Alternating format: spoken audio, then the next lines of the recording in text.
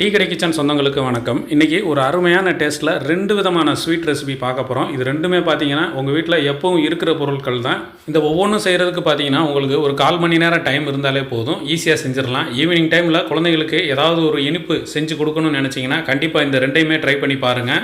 அதுக்கு முன்னாடி இந்த 2 இனிப்பில் உங்களுக்கு எது ரொம்ப பிடிச்சிருக்குன்னு மறக்காமல் கமெண்ட்டில் சொல்லுங்கள். வணக்கம். இன்றைக்கி நம்ம டீ கடை கிச்சனில் குண்டு பணியாரம் செய்ய போகிறோம். குண்டு பணியாரம் இன்றைக்கி நம்ம பாசி பருப்பில் தான் செய்ய போகிறோம். இன்றைக்கி நம்ம வந்து அரை கப்பு எடுத்துருக்கோம். அரை கப்பு மெஷர்மெண்ட்டில் பாசி பருப்பு எடுத்து கிட்டத்தட்ட ஒரு மணி நேரம் ஊற வச்சுட்டு நல்லா ஒரு 2 தடவை நல்லா கழுவிட்டு எடுத்து வச்சுருக்கோம். இப்போ எடுத்து வச்சுருக்கக்கூடிய இந்த பாசி பருப்பை பெரிய மிக்சி ஜாரில் நம்ம இந்த ஊற வச்சுருக்கக்கூடிய அந்த பாசி பருப்பை உள்ளே சேர்த்துடலாம். தண்ணி எதுவும் இல்லாமல் அந்த லேசான ஈரம் இருக்கும்ல, அது அப்படி மட்டும் இருக்கட்டும். தண்ணி எதுவும் சேர்க்க வேண்டாம். நம்ம வந்து அந்த ஊற வச்சு அப்படியே அரைச்சி போட்டோம்ல, அந்த அளவுலேயே இருக்கட்டும். அதே நம்ம முதல் அரைச்சிக்குவோம். இப்போ நம்ம அரைச்சி எடுத்துகிட்டு வந்தாச்சு. அரைச்சி எடுத்துகிட்டு வந்த பக்கம் பார்த்தீங்கன்னா இந்த மாதிரி நல்லா கெட்டியாக இருக்கணும். இப்போ இனிப்புக்கு 200 கிராம் வெல்லம் வந்து நல்லா இந்த மாதிரி தட்டி வச்சுருக்கோம். அதையும் நம்ம உள்ளே சேர்த்துடலாம். இந்த இடத்துல நீங்கள் ஜீனி சேர்க்கனாலும் சேர்த்துக்கலாம், ஒரு 200 கிராம் சேர்க்கனாலும் சேர்த்துக்கலாம். இப்போ நம்ம ஏற்கனவே அரைச்சி வச்சுருக்க அந்த பாசி பருப்போடு சேர்த்து இந்த வெல்லத்தை நம்ம அரைச்சி எடுத்துகிட்டு வந்துடுவோம். இப்போ நம்ம வெல்லத்தை சேர்த்து அரைச்சிட்டு இந்த மாதிரி பேஸ்ட்டாக அரைச்சிட்டு இப்போ நம்ம தனியாக அது ஒரு பவுலில் சேர்த்துடலாம். பாசி பயிரும் வெல்லமும் சேர்த்து அரைச்சி இந்த பவுலில் சேர்த்தாச்சு. இப்போ இந்த அளவுக்கு இருக்குது. இதோடு சேர்த்து நம்ம இங்கே வந்து ஒரு அரை கப்பு ரவையை வந்து நல்லா ஊற வச்சுருக்கோம். ஒரு 1/4 மணி நேரம், அதாவது தண்ணி ரொம்ப வேண்டாம், லைட்டாக அந்த மாதிரி ஊறுற அளவுக்கு மட்டும் தண்ணி வச்சுட்டு நம்ம ஊற வச்சுருக்கோம். 1/4 மணி நேரம் நல்லா ஊறி வந்துருச்சு. இப்போ ஊறி வந்த ரவையை நம்ம உள்ளே சேர்த்துக்கலாம். ஒரு 1/4 டீஸ்பூனு ஏலக்காய் தூள் வாசனைக்காகவும் நல்ல ஒரு டேஸ்ட்டுக்காகவும். அதோடு சேர்த்து இங்கே ஒரு 1/4 கப்பு போல் நம்ம அரிசி மாவு, பச்சரிசி மாவு தான் வச்சுருக்கோம். கடையில் வாங்கினா பாக்கெட் மாவு தான், வறுக்காத மாவு. அதையும் சேர்த்துட்டு நல்லா கலந்துக்கிடலாம். அரிசி மாவு சேர்த்துட்டு ஒரு விஸ்கை வச்சு நல்லா கலந்துருங்க. இப்போ நம்ம அரிசி மாவு போட்டு விஸ்கை வச்சு நல்லா கலந்தாச்சு. நல்லா கலந்துட்டு நம்ம கலந்த பிறகு அந்த மாவோட பக்குவம் பார்த்திங்கன்னா இந்த அளவுக்கு இருக்கணும்.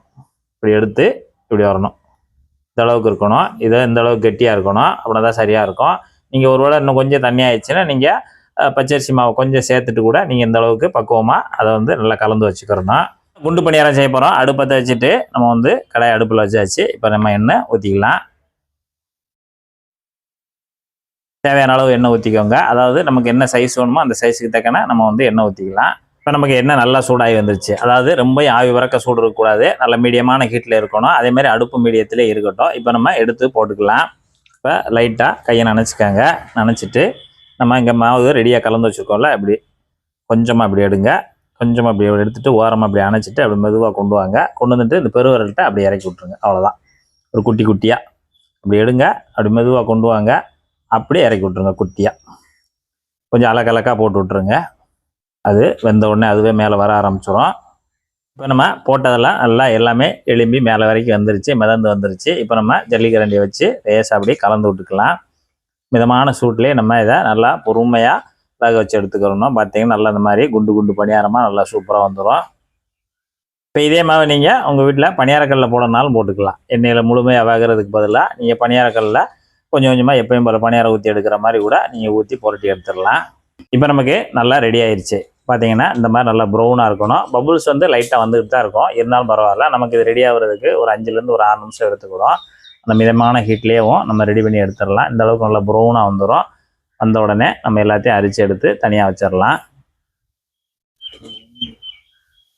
இன்றைக்கி நம்ம டீ கடை கிச்சனில் பாசி பருப்பு வச்சு சின்ன சின்ன பணியாரம், சிறப்பான பணியாரம், குண்டு குண்டு பணியாரம், கூட 2 திங்கலாம், கூட்டத்தோடு திங்கலாம். அப்படி இருக்குது பணியாரம்.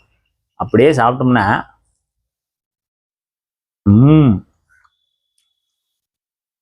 நல்லா அருமையாக இருக்குது. குட்டி குட்டியாகவும் அருமையாக இருக்குது. இதே போல் நீங்களும் ஒரு சூப்பரான ஒரு பாசி பருப்பில் ஒரு குண்டு குண்டு பணியாரம் செய்து சாப்பிட்டு பார்த்துட்டு எப்படி வந்ததுன்றதை கமெண்டில் குண்டு குண்டாக சொல்லுங்கள். நன்றி, வணக்கம். இப்போ அடுத்ததாக தேங்காயை வச்சு ஒரு சூப்பரான ஸ்வீட் பண்ண போகிறோம். இதுவும் பார்த்தீங்கன்னா ஒரு 1/4 மணி நேரத்திலே ஈஸியாக செஞ்சிடலாம். அதுக்கு நம்ம இந்த மீடியமான மிக்சி ஜாரை எடுத்துகிட்டு ஒரு 50 கிராம் நிலக்கடலை பருப்பு, வறுத்த பருப்பு தான் எடுத்துருக்கோம். அதை நல்லா பொறுவரும் உள்ள பருப்பு எடுத்து நல்லா தொலியை நீக்கிட்டு வச்சுருக்கோம். இது 50 கிராமு. இதை நம்ம இந்த மிக்சி ஜாரில் போட்டு பல்ஸ் மூடில் வச்சு ஒரு பரபரன்னு நம்ம அரைச்சி எடுத்துகிட்டு வந்துடலாம். இந்த அளவுக்கு இருக்கணும் அரைச்சிட்டு வந்தால் நம்ம நிலக்கடலை பருப்பு. இப்போ இதை தனியாக ஒரு பவுலில் மாற்றி எடுத்து வச்சிடலாம். இப்போ நம்ம அதே மிக்ஸி ஜாரில் இங்கே ஒரு தேங்காய் எடுத்து வச்சுருக்கோம். இந்த மாதிரி ஒரு பெரிய சைஸில் ஒரு தேங்காய் எடுத்துருக்கோம். இந்த தேங்காயை நம்ம நல்லா சில்லு எடுத்துட்டு அதில் இருக்கிற அந்த மேத்தோல் இந்த மாதிரி கருகருன்னு இருக்கக்கூடிய இதெல்லாம் நல்லா சீவி எடுத்துட்டோம். சீவி எடுத்துட்டு நல்லா இந்த மாதிரி துண்டுகள் போட்டு நல்லா கழுவி எடுத்து வெள்ளையாக வச்சுருக்கோம். இப்போ இதை நம்ம மிக்ஸி ஜாரில் சேர்த்துக்கலாம். பல்ஸ் மூடில் நல்லா விட்டு விட்டு நல்ல ஒரு குறப்பாக நம்ம அரைச்சி எடுத்துகிட்டு வந்துக்கிறணும். இந்த மாதிரி நல்லா பொலுன்னு அரைச்சி எடுத்துக்கிறணும். அடுத்து ஒரு கடாயை அடுப்பில் வச்சுட்டு அடுப்பத்தை வச்சு கடாயை சூடாகட்டும். சூடாகிட்டு இருக்க நேரத்தில் நம்ம ஏற்கனவே இங்கே அரைச்சி வச்சுருக்கக்கூடிய அங்கே தேங்காய் துருவல் நல்லா அரைச்சி வச்சுருக்கோம்ல, அதை நம்ம எல்லாத்தையும் இதில் சேர்த்து நம்ம வந்து ஒரு ட்ரை ரோஸ்ட் பண்ணணும். நல்லா கலந்து விட்டு மிதமான சூட்டில் வச்சு கலந்து விட்டு அப்படியே அந்த தேங்காய் துருவல் இருக்கக்கூடிய ஈரப்பதத்தெல்லாம் எடுக்கிற மாதிரி நம்ம கலந்து விட்டு நல்லா அதை ரோஸ்ட் பண்ணிக்கிறணும். தேங்காய் துருவல் சேர்த்து நம்ம அப்படியே மீடியம் ஃப்ளேமில் ட்ரை ரோஸ்ட் பண்ணி நல்லா பண்ணிகிட்டு இருக்கோம். இது கிட்டத்தட்ட ஒரு 5 நிமிஷம் ஆகிருக்கு. 5 நிமிஷத்தில் நமக்கு நல்லா அந்த நீர்ச்சத்து பூரா கொஞ்சம் இறங்கி நமக்கு நல்லா பொலுன்னு வந்திருக்கு. இந்த அளவுக்கு நல்லா பொலுன்னு வந்த உடனே இப்போ நம்ம ஸ்டவ் ஆஃப் பண்ணிவிட்டு இதை எடுத்து தனியாக ஒரு தட்டில் தட்டி நம்ம ஆற வச்சுக்கிறணும். இது அப்படியே நமக்கு ஆறட்டும், ஆறி வரட்டும்.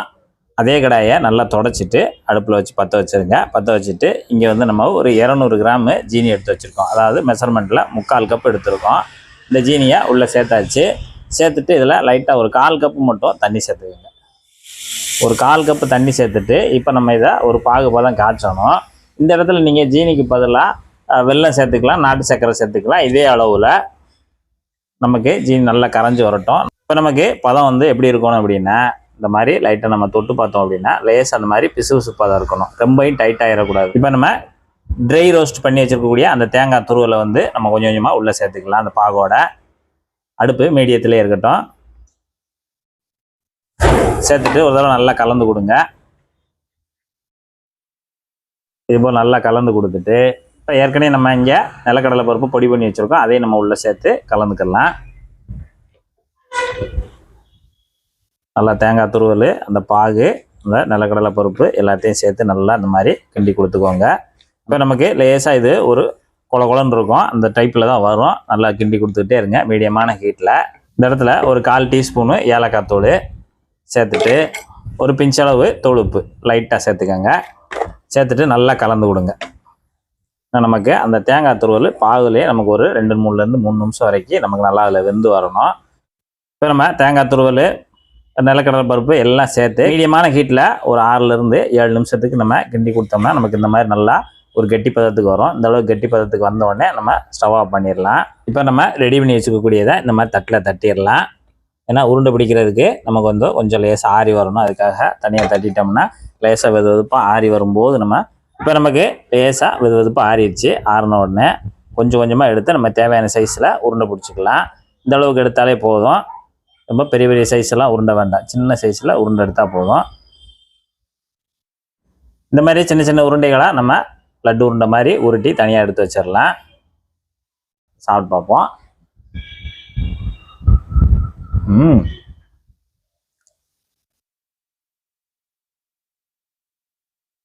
அந்த தேங்காவோட டேஸ்ட்டு, அந்த நிலக்கடலை பருப்போட டேஸ்ட்டு அட்டகாசமாக இருக்குது. அருமையாக இருக்குது. உருப்படியாக சாப்பிட்டாலும் ஒரு லட்டு சாப்பிடணும். அந்த அளவுக்கு அருமையாக இருக்குது. இதே போல் இதே மெத்தடில் நீங்களும் ஒரு சூப்பரான ஒரு தேங்காய் லட்டு இந்த மாதிரி உருண்டைகளாக செய்து சாப்பிட்டு பார்த்துட்டு மறக்காமல் எப்படி வந்ததுன்றதை கமெண்டில் சொல்லுங்கள். நன்றி, வணக்கம்.